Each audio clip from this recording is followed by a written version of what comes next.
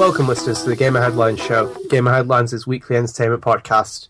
This is episode 33. I am one of your co-hosts, Adnan Rias. As always, I'm joined by 24601, Chris Cortez. We will nip it in the bud. Alright, that's it. You actually changed it this time. Instead of one more day, I wanted to be the we're gonna go over there and sing a song. Fucking Russell. One day you'll do that. We're gonna do Gamer Headlines Show 50 on Les Mis. It's gonna be pure musical. Yeah. That's gonna be awesome. You just start pulling the ship at the beginning. I'm just like standing at the top. You like look down. Adnan, you gotta pull that boat. Let's just do that the whole time. We have a great sense of humor. We really do. But yeah, guys, welcome back to the show. I always feel like we're longer apart, even though we were here last week. So, God, I always look forward to this. But dude, I'm gonna ask you this, even though we talked about this before. But Adnan, talk nerdy to me, my friend. What's been happening since last week? Oh, why did you have to put me on the spot? I've done nothing. Literally nothing, Chris. Leave me alone. I don't want to do this podcast. I didn't know, because that's usually how I transition, so I'm like, I can't say talk nerdy to myself.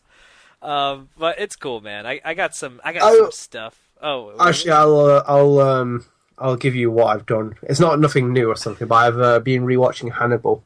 Oh, cool. Yeah, I saw you posting stuff about that on Facebook, and I was like, oh, man, well, he does like Hannibal, so...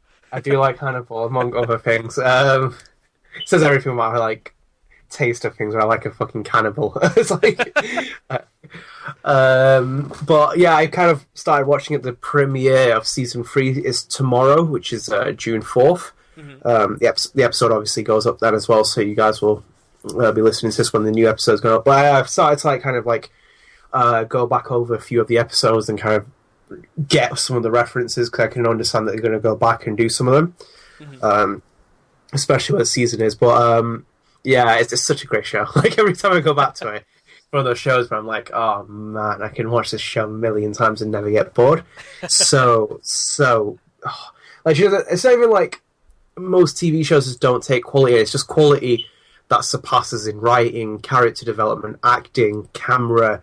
Like, the camera is such a focus. It has such great references to Thomas Harris's novels, the movies, and then just general movies as well. Like, there's one scene where Lawrence Fishburne walks into a bathroom and it's completely red, very reminiscent of The Shining. That's really cool. And there's also another reference where it's like there's a guy lying in a bathtub. Not as obvious, but he's like lying in a bathtub. And there's like a long corridor behind Will, kind of like almost that scene where Jack Nicholson goes into the actual room, 237. But I've been watching it, I'm just like, oh, like the adrenaline is huge now. Like, before work tomorrow, get watching Hannibal. That's my aim. Like, just watch the new episode. I've been so excited for it. More than Daredevil, more than any other TV show. Like, even House of Cards is in my opinion, it's the best TV show. Wow. Damn, dude. I don't know. I enjoyed the movie series, but I don't know. Never really got into it aside from just occasional watches and stuff. I think you would appreciate it more than if you like if you don't really like the movies that much. Well, the TV shows might be your kind of palette.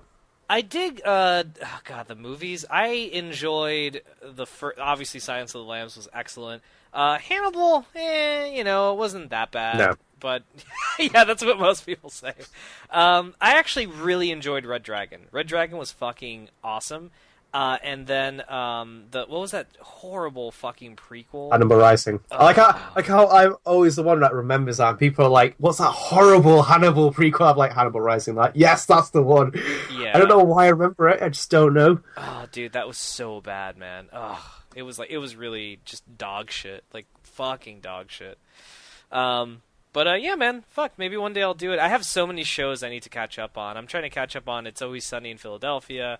I'm trying to catch up on, Beck and I are watching Frasier for some reason on the Netflix, and we're rewatching Buffy the Vampire Slayer also, which I love that show. But yeah, I'll have to make some space for it. Yeah, you have to. Have you ever seen Pushing Daisies?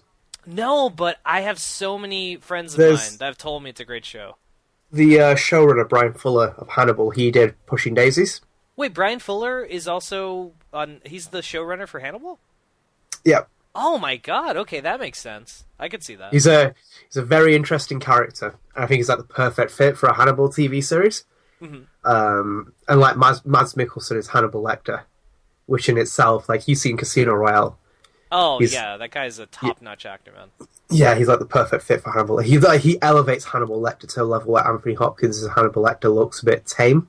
Oh, not taking away from the performance. His Hannibal Lecter is obviously what it is in the period piece, and it's not taking away in the sense that it's bad or anything, but there's just like when you take on an iconic role, like, you know, if someone was going to be the next Darth Vader, like you have to take that role and make it yourself. And Mads Mikkelsen makes it look like there's no Hannibal Lecter before him. Mm-hmm. He just elevates it. He makes this Hannibal Lecter have a great sense of like he's just like a very, very intelligent psychopath, but very flawed at the same time. Right. He has flaws, and you see that, and you kind of see how the character breaks down. There's even like, this is a bit of a spoiler, but even in season 1, you realize he has a therapist, mm-hmm. which is like Hannibal? very, yeah. Oh, that's brilliant. Dr. Hannibal Lecter, the psychologist, has a therapist, and like when he explains it, and like when he's talking to the therapist, who is she's actually Scully from X-Files. Oh, okay, right. I forgot her name right now, but okay. Gillian Anderson. Yeah, right. Yeah, she's actually now a season regular in season 3. That's cool. But yeah, she's like, yeah, she's so good in Hannibal. Like, but there's just like one scene I was watching in the season 1 episode where he says something to her, and she's like, Hannibal, I'm your psychiatrist, you're not mine. and he gives a very like, smile, like a Hannibal Lecter-esque smile, and I'm just like, oh. So chilling, but that's enough of Hannibal for me. But I like, honestly, if you're in America, support that show, because my biggest fear is that it's going to get cancelled after this season. Season 2 was a traumatic experience for me, because I think it was episode 10 they got to, mm-hmm. and it still hadn't been renewed. And I think it's just before the season finale that they announced that Hannibal was going to get renewed. And I'm like, oh, thank God for that, because now it was intentionally pushed, delayed last year mm-hmm. to this summer, so it can get higher in the ratings.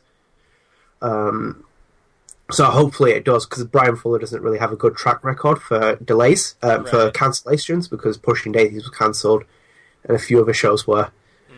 He very high quality shows, like they're fantastic, and they juxtapose each other for what they are, like the kind of genres and the themes that he's doing. But he has a very bad track record with getting TV shows cancelled. I'm like, oh fuck, man.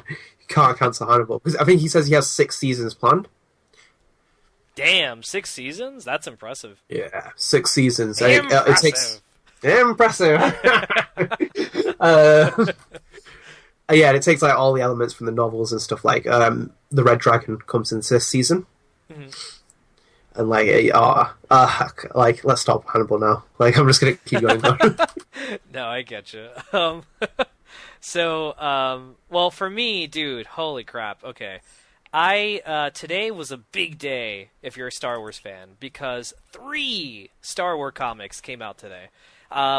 Originally, I think it was supposed to be 2 issues, but one of the issues got delayed from last week, so it was pushed to this week, and thus we had 3.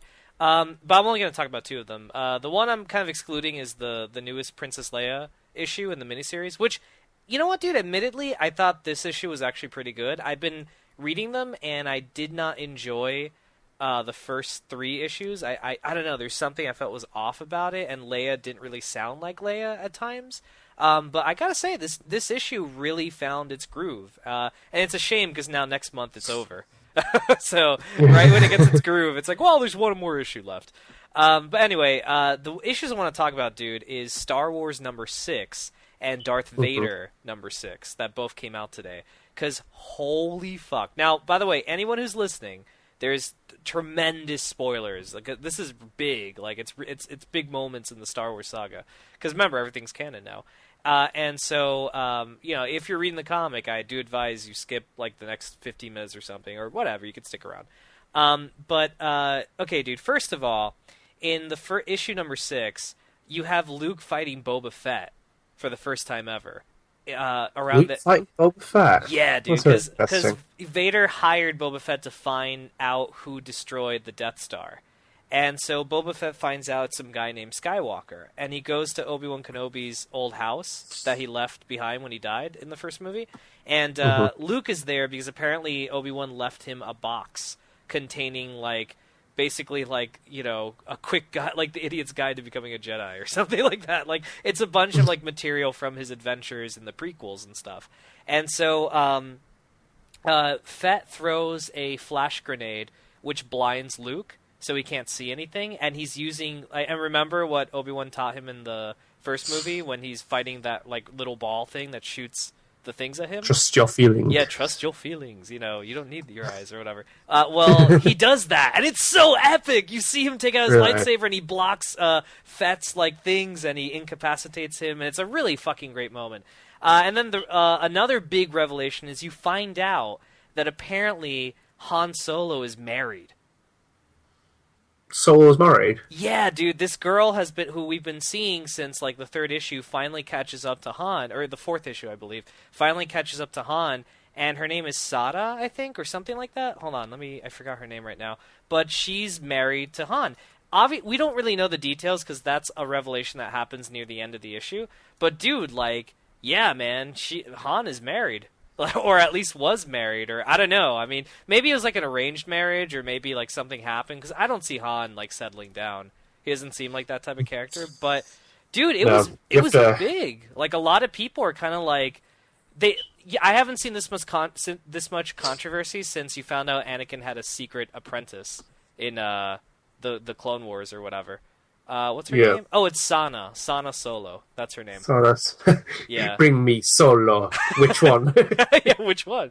So I have a feeling it's like an arranged marriage type thing, or that he conned her, because that seems more like pirate Han Solo, you know? Yeah. But anyway, so that was a big revelation. And then, dude, this is the cool part. So at the end of the issue, Boba Fett goes up to Vader. You know, he reports to him, and he's like, "I lost him. I lost the guy who blew up the Death Star." And Vader's like, "That is most disappointing." And then Fett's like, he's like, "Well, did you bring me anything I could use?" And Fett's like, "Yeah, I did bring something. His name." And then he goes, "Skywalker." And then there's just silence. And then Fett's like, "All right, well, I guess we're done here." And he leaves. And then, dude, Vader gets so pissed, he breaks, like, this the Force ripples out of him so hardcore, he breaks a window around him, a window that leads to space. Sorry, that could be misinterpreted in context. Vader rippled the Force. Oh, he ripped one through the Force. Yeah. No, he like makes the glass around him crack because he's pissed. Yeah. And then he just kind of whispers to himself, "Skywalker." And you're like, "Oh my god," because of everything that, he's known, and, Now, this is the cool part, dude. So that's the way issue number 6 of Star Wars ends. So today, the same day, we got issue number 6 of the Darth Vader comic. And, dude, it's really cool. So I won't get into the details because it's kind of like, it's irrelevant to what I'm trying to bring up. But basically, Vader found out that the Emperor was, like, training these other people who have lightsabers to be, like, someone against Darth Vader, like a replacement. And so Vader confronts him, and he's like, "Why would you do that?" And he's like, "Because, you're part of the dark side, and when you're a dark side, you have to constantly be trying to strengthen yourself, improve yourself to be a Sith." And then, like, he leaves, and then Vader's like, "What a dick." But then the ending is so cool, dude. They recreate the scene from the ending of Star Wars, but it's all from Vader's perspective. So again, Fett walks in, tells him, like, "I lost him." Vader's like, "That's most disappointing." And then he's like, "Well, what did you bring me?" And he's like, "Skywalker." But then, since we're seeing it from Vader's perspective, in his mind's eye, he flashes back to that moment in Revenge of the Sith when Padme tells him, "I'm pregnant." And then, like, he flashes back to when Vader was just born, and he tells you, "Where is Padme? Is she safe?" And then he's like, "I'm afraid in your anger she died." And then that's when he cracks the glass. So you get to see what he was thinking because it's from a different comic. Then the scene extends. He goes to the Emperor and contacts him. And then the Emperor's like, "I can sense your anger by something. Are you going to defy me? Are you going to give me some proud, defiant words?" And then this is what Vader says, which shows he's so trying to fuck him over. He says, "I am angry. And I'm angry because I felt like I haven't proven myself." And he goes, "I finally understand what we are." and then that's how the issue ends. And you're like, oh no, then he leaves and he's thinking more, and he's flashing back to all these images: Padme dead, him at the Death Star. The Force is strong with this one, and then a flashback to when he first met Luke face to face in one of the earlier issues, and then all he says is, "I have a son," and then he looks out the cracked glass window and says, "He will be mine. It will all be mine." And you're like, holy shit. It is such a great moment, dude, because when you saw the original Star Wars, and you're like, oh, this is a great movie, and then at the end, Vader's like, oh, fuck, and he's, spinning off into space, I better get out of here after the Death Star explodes. All of a sudden, in the opening of Empire, it says he's obsessed with finding young Skywalker, and you're like, why is he obsessed with finding Skywalker? How does he know his name? Blah, blah, blah. And then when you see the revelation at the end of the movie, you're like, oh, right, his dad. Holy fuck. But then that's a big moment between the two movies. When did he find out? What happened? And we finally got to see that moment in these comics, and it's so fucking cool. That is really cool. Dude, it was so, and I love the use of the crossover. How, you do have the Vader comic, and, they're doing their own thing, but I love that crossover moment where if you're just reading Star Wars, you get it. He found out. But if you're reading Vader, it gets so deep because you see him remembering the birth. You see him, basically telling the Emperor, I know you're fucking with me, but I'll play your game. That kind of thing. Yeah. So anyway, that's my rant. That was what I did nerdy this week. I haven't really done much, but today I read those issues, and oh my god, dude, I was just so blown away by that. It was so fucking cool. But yeah, I'm really looking forward to what's going to happen now. This was the first arc of Wave of Comics, and now going forward, we're going to get a lot of really great shit, and I can't wait to see what they do. Yeah, it's going to be cool. Yeah. But, all right, well, I think we've talked enough nerdy Star Wars to last us a lifetime. We're going to go ahead and... What happened? Oh, halfway.